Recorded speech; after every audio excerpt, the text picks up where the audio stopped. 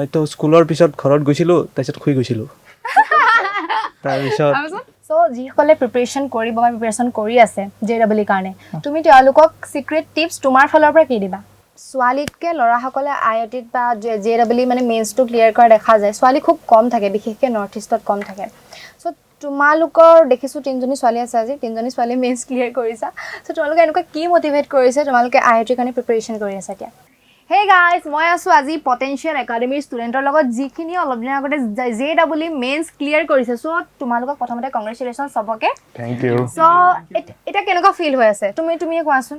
চ' ইমান ক্লিয়াৰ কৰিছা মেইনছ, তোমালোকে এতিয়া ফিল কেনেকুৱা হৈ আছে? ফাৰ্ষ্ট অফ অল এইবাৰ মানে ৰিজাল্ট দিয়াত অকণমান দেৰি হৈ গ'ল। তে এভৰিডে আমি ৱেইট কৰি থাকোঁ, তে ৰাতি ৱেইট কৰি থাকোঁ। তাৰপিছত 28ত ৰাতিপুৱা ৰিজাল্ট দিলে আমাক। তে 6:30 মানত দিলে। মই 8ত উঠি পেলাই চেক কৰিলোঁ যে কি হ'ল। লাষ্ট টাইমটো ভাল হৈছিল, এইবাৰ এক্সপেক্ট কৰিছোঁ যে ছেইম কণ্টিনিউ কৰিম। অকণমান বেয়া হ'ল, তেতিয়াও মোক বহুত ভাল লাগি আছে যে এটলিষ্ট কোৱালিফাই কৰিছোঁ। ট্ৰাই কৰিম যে এডভান্সতো এনেকুৱা ছেইম ভাল কৰি থাকোঁ আৰু এটা ভাল IIT চিট কৰিব পাৰোঁ।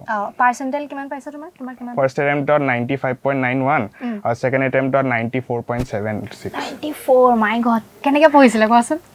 টিপছ কোৱা এনেকুৱা, যাতে তোমাৰ পৰা বেলেগে সেই টিপছখিনি লৈ পেলাই আগবাঢ়ি যাব পাৰে। তো ইমান হেৰি নাই, কিন্তু জাষ্ট আমাৰ স্কুল এণ্ড হৈছিল 3:45 বা 3:30 মানত। তো মোৰ ঘৰটোৰ ওচৰতে মোৰ 5 মিনিটছ ৱাক আছিল। তাৰপৰাই যাই লাঞ্চ চাঞ্চ কৰিছিলোঁ, তাৰপিছত হাফ এন আৱাৰ ৰেষ্ট। তো 5:30ৰ পৰাই যি হোমৱৰ্ক দিছিল টিচাৰ্ছবিলাকে, সেইবিলাক ষ্টাৰ্টিঙৰ পৰা কৰোঁ। আৰু কিবা এক্সট্ৰা লাগিলে যে এইটো টপিকৰ ওপৰত অকণমান এক্সট্ৰা পঢ়িব পাৰোঁ নেকি, সেইটো চাই লৈছিলোঁ। আৰু কুৱেশ্যনটো এভৰিডে প্ৰেক্টিচ কৰিব লাগিব যদি আপুনি JEE মেইনত ভাল কৰিব লাগিব, কাৰণ ফৰ্মুলা বেছড হয়, প্লাছ প্ৰেক্টিচ হয়, তাকে স্পীডো আহিব লাগে আপোনাৰ। আৰু মেথছ অকণমান লেন্দি হয় এভৰি টাইম, তো মেথছৰ ওপৰত অকণমান বেছি ফ'কাছ কৰক। অ' মাই গড, মেথছ বুলি শুনিলে ভয় লাগে। তো এইটো এটা কুৱেশ্যন আছে দেই, মানে মেথছ বুলি ক'লে বিশেষকৈ মোৰ ভয় লাগে দেই। চ' কিছুমান ষ্টুডেণ্ট চবৰে আছে যে মেথছ বুলি ক'লে বহুত ভয় লাগে, টান লাগে।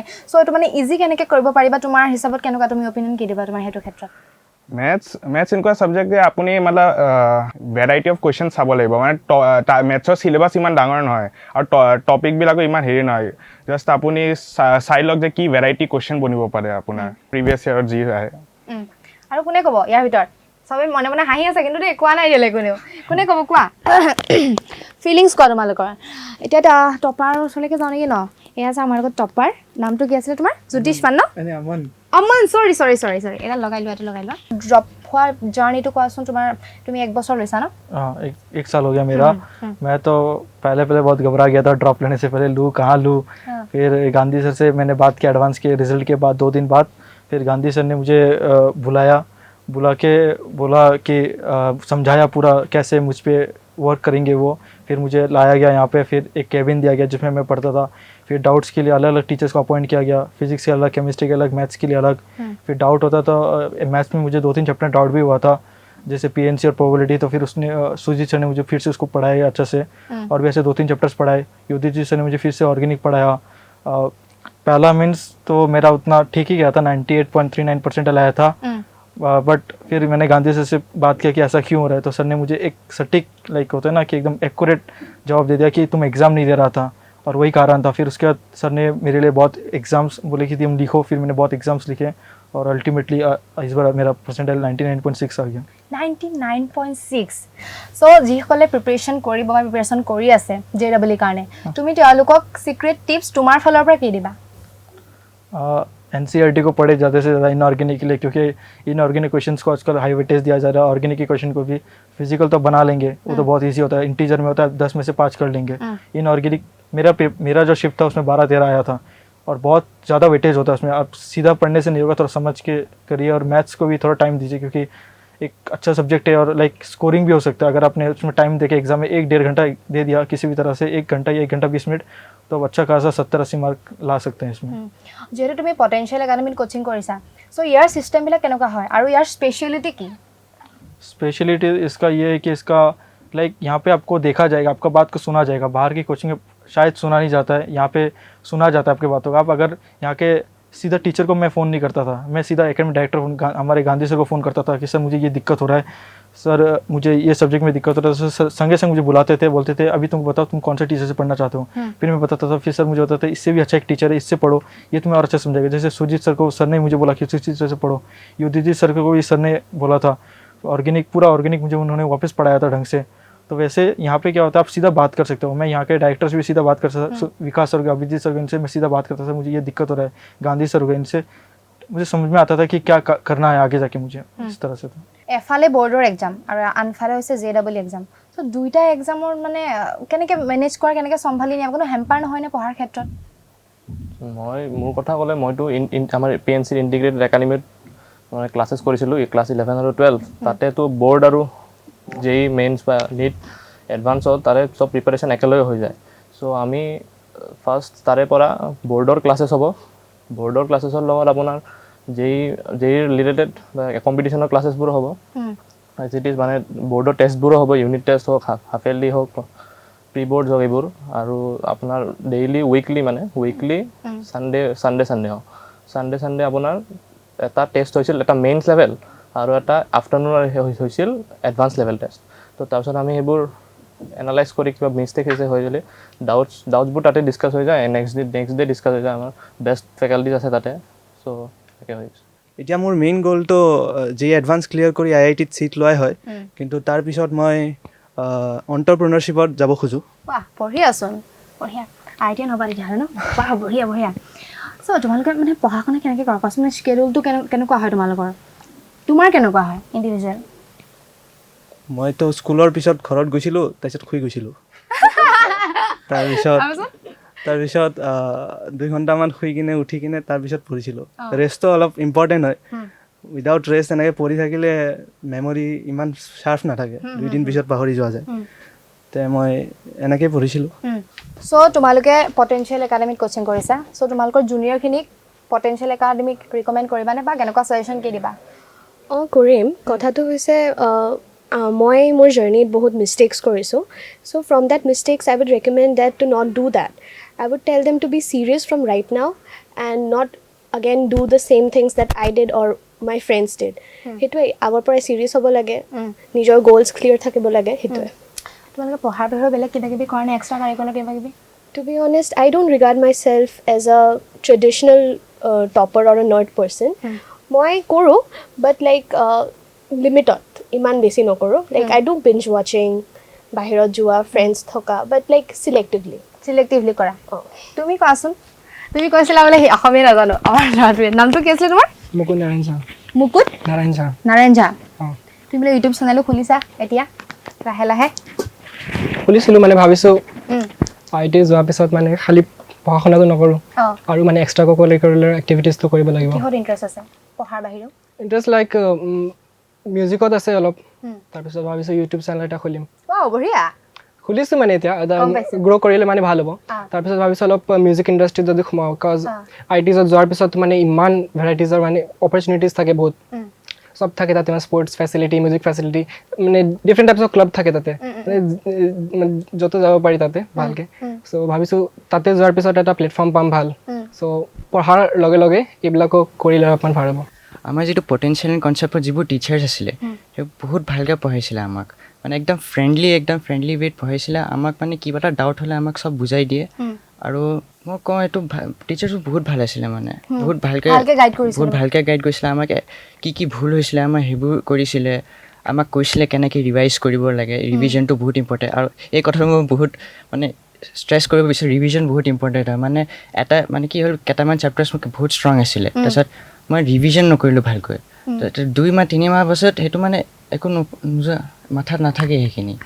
তো সেইখিনি ৰিভিজনটো বহুত ইম্পৰ্টেণ্ট হয় যদি কিবা ভাল কৰিব আছে। তো ৰিভিজন কৰিলোঁ, টেষ্টবোৰো বহুত ইম্পৰ্টেণ্ট হয়। কেতিয়াবা টেষ্টত নম্বৰো কম আহে, এইটো অলপ ডিপ্ৰেছিং ফেজ থাকে, কেতিয়া বহুত মনটো বেয়া লাগে সেইবোৰত।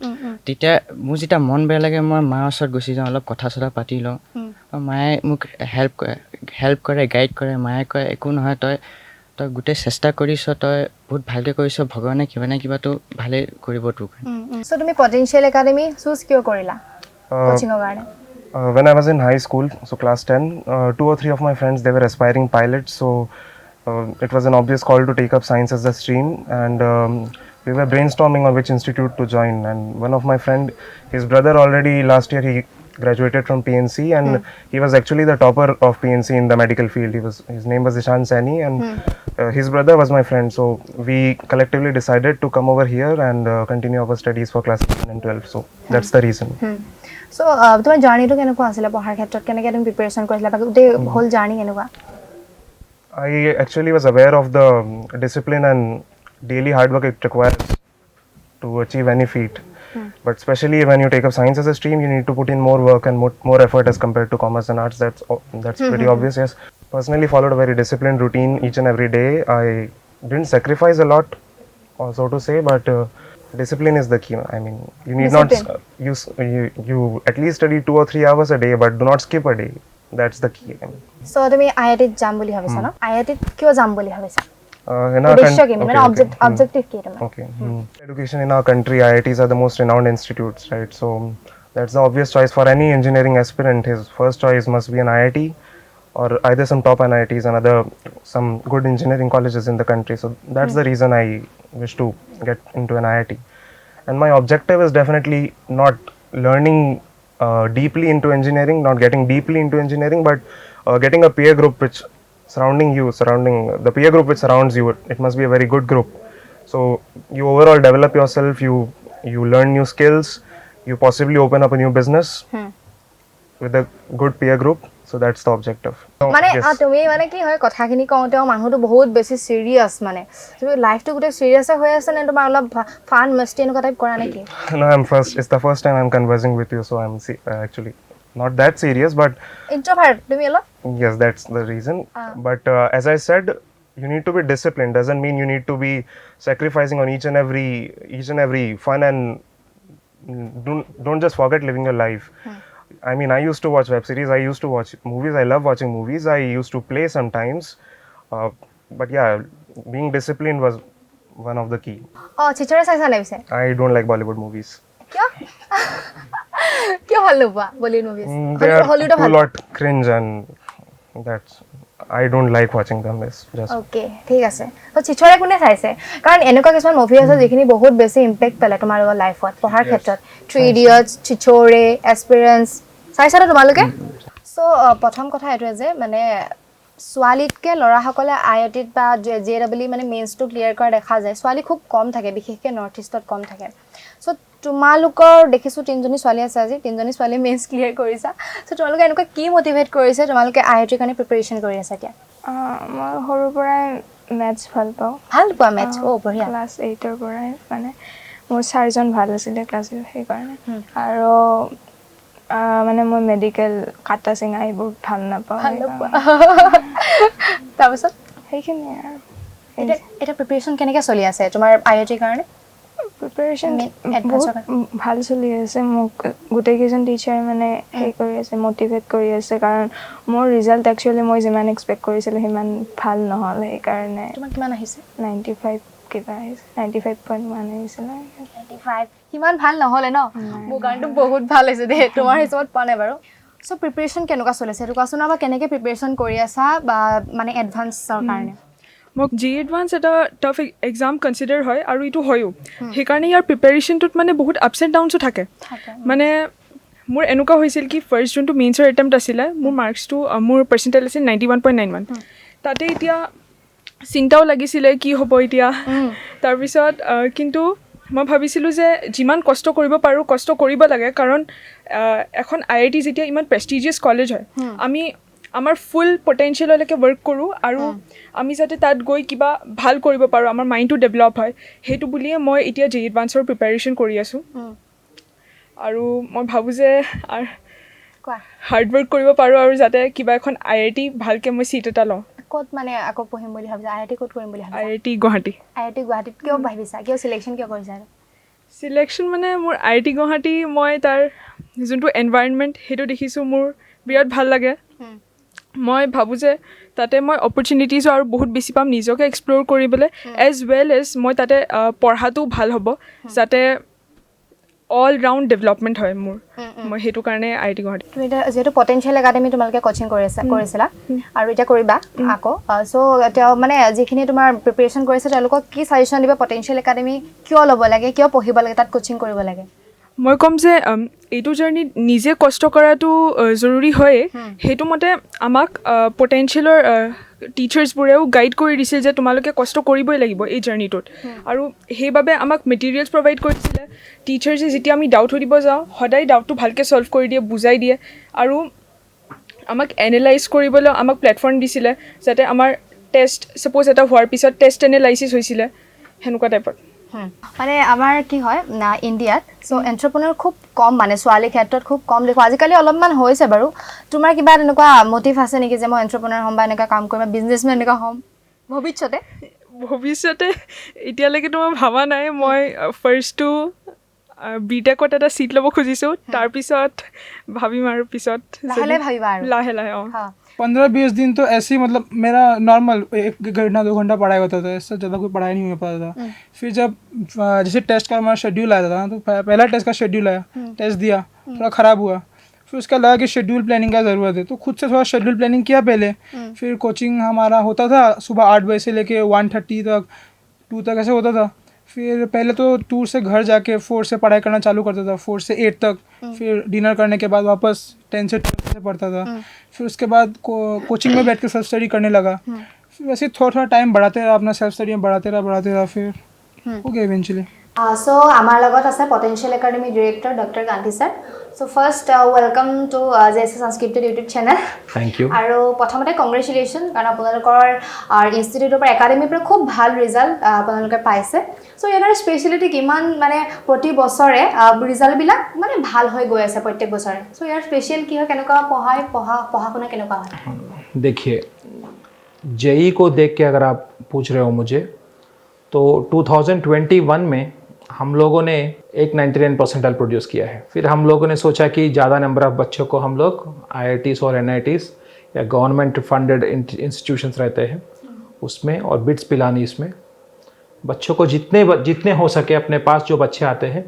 उन बच्चों को अच्छा इंजीनियरिंग कॉलेज में इंडिया का लेवल पे भेजना है ये हमारा मेन गोल होता है तो हम लोग क्या करते हैं कि जब चलो ये 2020 का रिज़ल्ट के बाद में हम लोग को मिला कि एक बच्चा का 99 परसेंटाइल है तो हम लोग स्ट्रैटेजी बदले हैं नेक्स्ट ईयर के लिए बल्क पे रिजल्ट लेके आना है तो नेक्स्ट ईयर हम लोग का 5 बच्चों का 99 परसेंटाइल आया है फिर हम लोग सोचा कि और ज़्यादा स्केल करना है तो इस बार 6 बच्चों का 99 परसेंटाइल आया है और काफ़ी बच्चे तो बहुत छोटे से परसेंटेज थे जो आप 99 परसेंटाइल को मिस किए हैं तो वैसे ही हम लोग वी हैव ए प्लानिंग हम लोग एवरी ईयर जब बच्चे आते हैं तो हम लोग लास्ट ईयर का पेपर को लेके लास्ट ईयर हम लोग छोटे छोटे गलतियाँ कहाँ पे किए हैं और किस तरीका कहाँ पे हम लोग और स्ट्रांग बना सकते हैं हम लोग को वही क्वेश्चन पेपर मेकिंग पे हो सकता है या नहीं तो बच्चों को कंटेंट में हो सकता है बच्चों का मॉड्यूल्स पे हो सकता है बच्चों को जो वर्कशीट्स हम लोग देते हैं वो हो सकता है डेली बच्चों को कैसे फॉलोअप करना है उन लोग को रूटीन बनाना स्केड्यूल के हिसाब से फिर